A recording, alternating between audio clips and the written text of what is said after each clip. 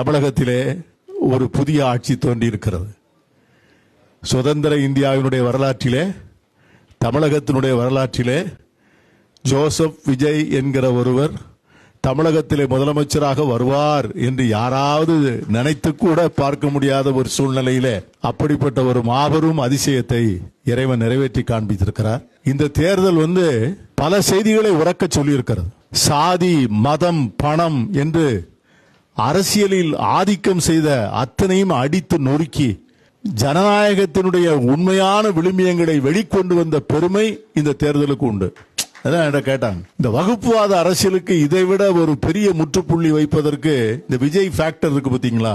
கொஞ்சம் கற்பனை பண்ணி ஒரு பார்த்த, நான் கூட நேற்று ஒரு தொலைக்காட்சியில் பேசினேன்.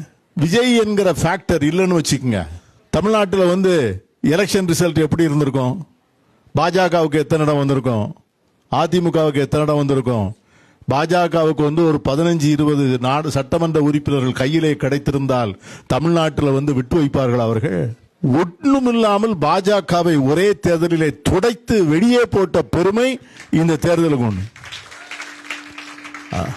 அந்த ஒரு இடம் கூட ஊட்டியில ஜெயிச்சது கூட காங்கிரஸ் கட்சிக்குள்ளே இருந்த சில குளறுபடிகள் தானே ஒழிய, இல்லைன்னா அந்த சீட்டு கூட ஜெயிச்சிருக்காது நீலகிரியில்.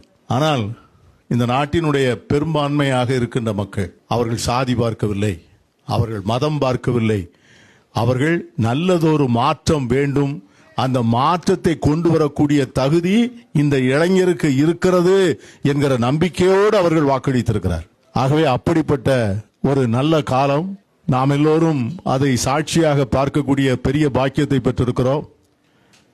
இந்திய அரசியலிலே நம்முடைய பாஸ்டர் அவர்கள் சொன்னது போல ஒரு முழுமையான புரட்சிகரமான மாற்றத்திற்கு இந்திய அரசியல் தயாராகி கொண்டிருக்கிறது. எஸ்டாப்ளிஷ்டு பொலிட்டிக்கல் பார்ட்டிஸ், காலம் காலமாக பல்லாண்டு காலமாக இருந்தவர்கள், நான் 10 முறை நாடாளுமன்ற உறுப்பினர், நான் 8 முறை சட்டமன்ற உறுப்பினர், நான் 5 முறை மந்திரி, நான் நிரந்தரமான அமைச்சர், நான் நிரந்தரமான தலைவர், நான் நிரந்தரமான மாவட்ட செயலாளர், நான் இல்லைன்னா என் பையன் இல்லைன்னா என் மனைவி, இதை எல்லாத்தையும் ஜோசப் விஜய் அடித்து நொறுக்கி ஆளே இல்லாம பண்ணு.